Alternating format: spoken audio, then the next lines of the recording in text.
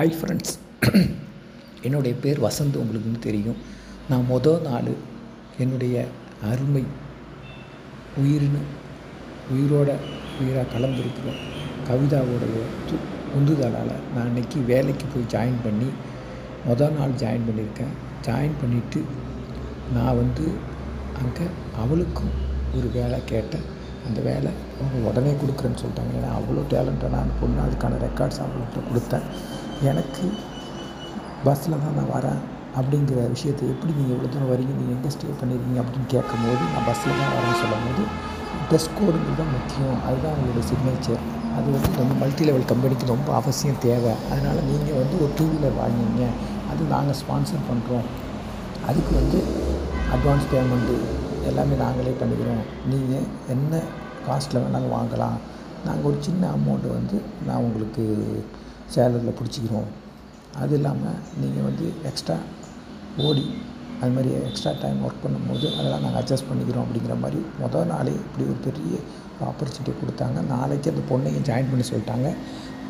1 லட்டுக்கு ஆசைம்பாங்க, 2 லட்டுக்கு ஆசையாக யாருக்கு ஆசை இல்லாமல் இருக்கும். அது மாதிரி டெய்லி என் கூடயே அவள் பயணிக்க போகிறா. அது மட்டும் இல்லாமல் உடனே பைக் எடுத்துருவாங்க அப்படின்னு சொல்லிட்டாங்க. நான் கிராமத்தில் இருந்தனால எனக்கு வண்டிலாம் ஓட்டுறது சர்வசாதாரணம். நான் நல்லா கற்றுக்கிட்டேன். பட் எனக்கு வண்டி வச்சுருந்ததில்லை. எனக்கு வண்டியை பற்றி பெரிய நாலேஜ் கிடையாது. கிடைக்கிற வண்டியை, ஃப்ரெண்ட்ஸ் வண்டி, அந்த வண்டி இந்த வண்டியை ஓட்டி பழக்கம் தான், வேறு ஒன்றும் கிடையாது.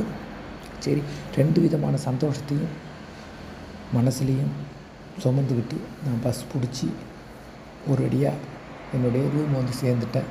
இதை உடனே அவளுக்கு இன்ஃபார்ம் பண்ணணும் அப்படிங்கிறது எனக்கு ரொம்ப ஆவலாக இருந்தது. ஆனால் டைம் ஆகிடுச்சு, 8 மணி ஆகிட்டு, என்ன பண்ணுறது அப்படின்னு யோசனை பண்ணேன். சரி பரவாயில்ல அப்படிங்கிற மாதிரி யோசனை பண்ணிவிட்டு ஒரு எஸ்எம்எஸ் மட்டும் அவளுக்கு போட்டுவிட்டேன். அவன் வீட்டுக்கு வரான் அப்படின்னு, வா அப்படின்னு அவன் மெசேஜ் போட்டிருந்தான். உடனே நான் போனோடனே அவங்க அம்மா சாப்பிடும் அப்படின்னு சொல்லி ஒரு காஃபி கொடுத்தாங்க. அந்த நேரத்தில் நான் அலைஞ்சி திரிஞ்சு போயிட்டு ஃபேஸ் வாஷ் பண்ணிவிட்டு ட்ரெஸ்ஸை மட்டும் மாற்றிட்டு போய் ஒரு சூடான காஃபி சாப்பிட்டது எனக்கு ரொம்ப இதமாக இருந்தது. காஃபி சாப்பிட்டு ரொம்ப இதமாக இருந்தது. அவளை பார்க்கும்போது எனக்கு ஏற்பட்ட அந்த ஒரு ஃபீல் ரொம்ப பதமாக இருந்தது அப்படின்னு சொல்லுவாங்க. அந்த மனசுக்கு ரொம்ப ஒத்தடம் கொடுக்குற மாதிரி இருந்தது. ஏன்னா அந்த தங்க மாம்பழங்களை பார்த்தது, அந்த அருமையான அல்வா செய்கிற அந்த பூசணிக்காயை பார்த்தது, அதை விட அவளுடைய மனசு பார்க்குறது எனக்கு ரொம்ப ரொம்ப ரொம்ப ஒரு புத்துணர்ச்சியாக இருந்தது. ஏன்னா அவள் வெள்ளந்தியான மனசு, அவளுடைய 100% எஃபெக்டில் தான் இன்றைக்கி இந்த வேலையில் உட்காந்துருக்கேன். எனக்கு 1000 திறமை இருந்திருக்கலாம், தகுதி இருந்திருக்கலாம். ஆனால் திறமையும் தகுதியும் வெளிக்கொண்டாந்த ஒரு பெரிய புண்ணியவதியாக தான் அவள் என்னுடைய மனசில் ரொம்ப உயரத்தில் சிம்மாசனம் போட்டு உட்காந்துட்டா.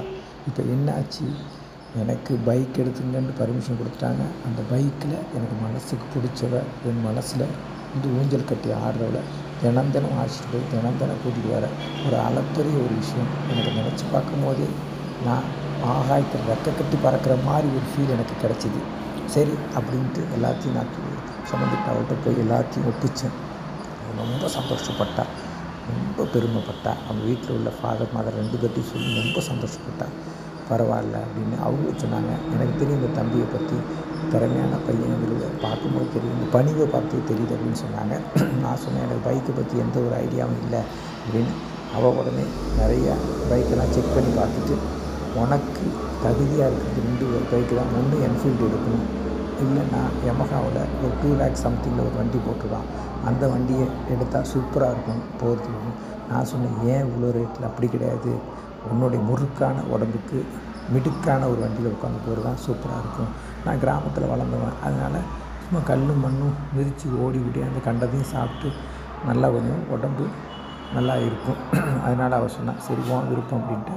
2வது என்ஃபீல்டுங்கிறது வந்து சிட்டியில் வந்து ஓட்டுறது கொஞ்சம் கஷ்டமாக இருக்கும். ஏன்னா நிறைய டிராஃபிக்கு, நிறைய சிக்னல் இருக்கும்.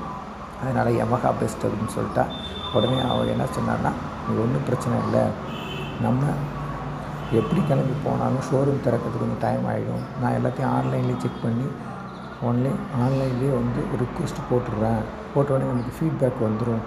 ஈவினிங் வந்து நம்ம நேராக போய் பைக்கை பார்த்து செலக்ட் பண்ணி வச்சிட்டோம்னா நம்ம அடுத்த நாளே, ஏன்னா நீ மண்டே நீ பார்த்துருக்க, மண்டே வந்து போயிருக்கு, இன்றைக்கி டியூஸ்டே, வெட்னஸ்டே நம்ம வண்டி எடுத்துக்கலாம் சூப்பராக.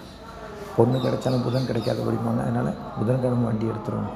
புதன்கிழமை நம்ம ஒரு 1 ஹவர் பர்மிஷன் போட்டுட்டு நம்ம 2 பேரும் சேர்ந்து போய் வண்டி எடுத்து வண்டியோட நேராக ஜாப்புக்கு போயிடலாம் அப்படிங்கிற மாதிரி பக்காவாக பிளான் பண்ணால் சூப்பர், ரொம்ப சூப்பர் அப்படின்னு சொன்னேன். அப்படிலாம் சொல்லிக்கிட்டு இருக்கும்போதே அவள் நெட்டில் உட்காந்தெல்லாம் செக் பண்ணிக்கிட்டு இருக்கும்போதே அவளோட தங்க மாம்பழங்கள் என்னுடைய கண்ணில் வந்து போய்கிட்டே இருந்தது. என்னால் ஒன்றுமே பண்ண முடியல.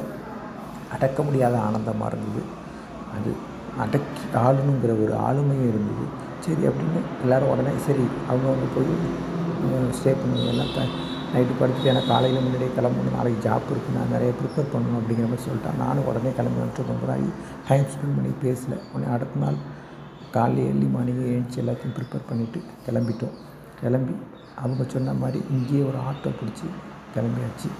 அவள் வந்து அவள்கிட்ட வந்து சின்ன வண்டி வச்சுருக்கேன். அவ்வளோ தூரம் போயிட்டு 2 பேரும் சின்ன வண்டியில் வர முடியாது, அதனால் வேணான்னு அவாய்ட் பண்ணியாச்சு. ஓகே அப்படின்ட்டு 2 பேரும் ஆட்டோ பிடிச்சி நேரடியாக ஜாபுக்கு போயிட்டோம். போய் அவளை நேராக ஹச்ஆர்ட்ட கூப்பிட்டு போய் ஜாயின் பண்ணிவிட்டு அவள் ரொம்ப சந்தோஷப்பட்டா. 2 பேருக்குமே ஒரே சேலரி தான், எந்த இதுவும் இல்லை. சரி ஓகே 2 பேருமே ஜாபுக்கு போயிட்டோம். ஈவினிங் வந்து ஜாப் முடிஞ்சு வரணும். இடையில லஞ்ச் ஹவர்ஸ்லேயே அவள் சொன்னால் எனக்கு மெசேஜ் வந்துருச்சு, எனக்கு ஃபோன் கால் பண்ணிட்டாங்க, நீங்கள் வந்து இன்றைக்கி வந்து பார்க்குறீங்களா, வண்டி டெமோ பார்க்குறீங்களான்னா ஆமாம் ஓகே ஒரு 7க்குள்ளே நாங்கள் வந்து பார்க்குறோம் அப்படிங்கிற மாதிரி சொல்லியிருக்கேன். ஏன்னா ஷோரூம் வந்து ஒரு 8:30 9 வரலையும் தான் இருக்கும் அப்படின்னு சொன்னாங்க. ஓகே அப்படின்னாச்சு. 2 பேரும் சேர்ந்து திரும்ப ஜாப் பிடிச்சிட்டு பஸ்லாம் பிடிச்சி போக வேணாம் அப்படின்னு அந்த லொக்கேஷன் ஷேர் பண்ணிவிட்டு அங்கேருந்து கம்பெனிலேருந்து ஒரு ஆட்டோ பிடிச்சி அதுக்கு முன்னாடியே போய் ஹச்ஆரை பார்த்து சார் இந்த மாதிரி வந்து நாளைக்கு மார்னிங் பைக் எடுக்கணும், நாங்கள் அங்கேருந்து போய் உங்களுக்கு இன்ஃபார்ம் பண்ணுறோம், நாளைக்கு எங்களுக்கு ஒரு 1 hour 2 hour உள்ள டைம் கொடுங்க, வண்டி எடுத்துகிட்டு வந்துடுறோம், நாங்கள் 2 பேரும் ரிலேஷன் தான் அப்படிங்கிற மாதிரி சொன்னேன். ஓகே அப்படிங்கிற மாதிரி சொல்லிட்டாரு. நீங்கள் அங்கே போயிட்டு நீங்கள் இம்ப்ளிமெண்ட் பண்ணுங்கள், நைட் அல்லது காலையிலேயே வந்து நீங்கள் இன்ஃபார்ம் பண்ணுறது ஒரு டைமுக்குள்ளே இருந்தால் நான் வந்து உங்களுக்கு அமௌண்ட்டு கம்பெனிக்கு அனுப்பி வச்சுருந்தேன், இல்லை மார்னிங்கு கம்பெனிக்கு அனுப்பிடுறேன் அப்படிங்கிற மாதிரி சொல்லிட்டாரு. நாங்கள் உடனே கிளம்பி ஆட்டோ பிடிச்சி நேராக அங்கேருந்து நாங்கள் இருக்கிற ஜாப் இருக்கிற இடத்துலேருந்து ஒரு 9 கிலோமீட்டர் சம்திங் தான், அந்த இடத்துக்கு போய் சேர்ந்துட்டோம். போய் நிறையா மாடல் பைக்கை பார்த்தோம். எங்களுக்கு பிடிச்ச ஒரு மாடல் வந்து அந்த மாடல் பைக்கை செலக்ட் பண்ணிட்டோம். அது 2 lakh சம்திங் அப்படின்னு ரொம்ப சூப்பராக இருந்தது. கலர்லாம் செலக்ட் பண்ணியாச்சு, எடுத்து ஓட்டி பார்த்தாச்சு. ஒரு வண்டியும் அவைலபிலிட்டியாக இருந்தது நாங்கள் பார்க்குற கலரில். இன்னும் 2 3 வண்டி இருந்தது நாங்கள் பிடிச்ச கலர். அது கூட ஒருத்தர் டெலிவரிக்காக வந்திருக்குங்கிற மாதிரி சொன்னாங்க. நாங்கள் சுச்சுவேஷன் அவங்கள்ட்ட வந்து ஷேர் பண்ணோம். அமௌண்ட்டு இன்றைக்கி இன்னும் ஒரு 1/2 an hour இல்லைன்னா மார்னிங் வண்டி எடுக்கிறதுக்கு 1 hourக்கு முன்னாடி வந்துடும்னு சொன்னோம். ஓகே அங்கேருந்து கூப்பிட்டு ஹச்ஆருக்கு நீங்கள் ஃப்ரீயாக இருந்தால் இந்த மாதிரி எல்லா டீட்டெயிலும் அனுப்புகிறோம். அடுத்த 2 நிமிஷத்தில் அவர் கூப்பிட்டுட்டாரு. கூப்பிட்டு உடனே அந்த ஷோரூம் மேனேஜர்கிட்ட கொடுத்தோம். அவர் வந்து சொன்னார் ஒரு 2 minutes உங்களுக்கு பணம் வந்துடும் அப்படின்னு சொன்னார். அதே மாதிரி ஒரு 2 minutes கம்பெனி அக்கௌண்ட்டுக்கு பைக் கம்பெனி அக்கௌண்ட்டுக்கு உங்களுக்கு எங்கள் சார்பாக பணம் வந்துருச்சு. 2 lakh சம்திங் வந்துருச்சு. அவங்க இப்போயே எடுத்துகிட்டு போங்க, நாளைக்கு கூட வந்து நம்ம வந்து டெம்பரரி ரிஜிஸ்ட்ரேஷன்லாம் போட்டு எல்லாம் பண்ணிக்கலாம், நாங்கள் வேணாம் அப்படின்னு சொல்லியாச்சு. நீங்கள் எத்தனை மணிக்கு இல்லை நீங்கள் வந்து ஒரு 12 தான் வந்து 12க்கு மேலே தான் வண்டி கிடைக்கும், ஆனால் வண்டி காலையில் ஆர்டிஓ ஆஃபீஸ் போய் ரிஜிஸ்ட்ரேஷன் முடித்து எல்லாத்தையும் எடுத்துகிட்டு வந்து அவங்க கையில் கொடுக்கணும் அப்படிங்கிற மாதிரி சொல்லிட்டாங்க. ஓகே அப்படின்னு சொல்லிவிட்டு உடனே நாங்கள் ஹச்ஆர்ட்ட வந்து ஒரு மெசேஜ் போட்டோம். நாங்கள் மார்னிங் ஜாப்புக்கு வந்துடுறோம் டைமுக்கு, லஞ்ச் பிரேக் கொஞ்சம் முன்னாடியோ இல்லை லஞ்ச் பிரேக் பிறகோ தான் டெலிவரி கிடைக்கும், அந்த டைமில் நாங்கள் வந்து கொஞ்சம் பர்மிஷன் வாங்கி ஓகேன்னு ஒரு மெசேஜ் போட்டார். ரொம்ப சந்தோஷம். அங்கேருந்து ஆட்டோ பிடிச்சி வீட்டுக்கு போயிட்டோம். போகும்போதே நாங்கள் 2 பேரும் ஆட்டோவில் உட்காந்து போகும்போதே அந்த தங்க மாம்பழத்தில் வந்து என் மேலே பட்டும் படாமல் தொட்டும் படாமல் அடிக்கடி பட்டு போய்கிட்டே இருந்தது. அது எனக்கு ரொம்ப புல்லரிச்சு போச்சு.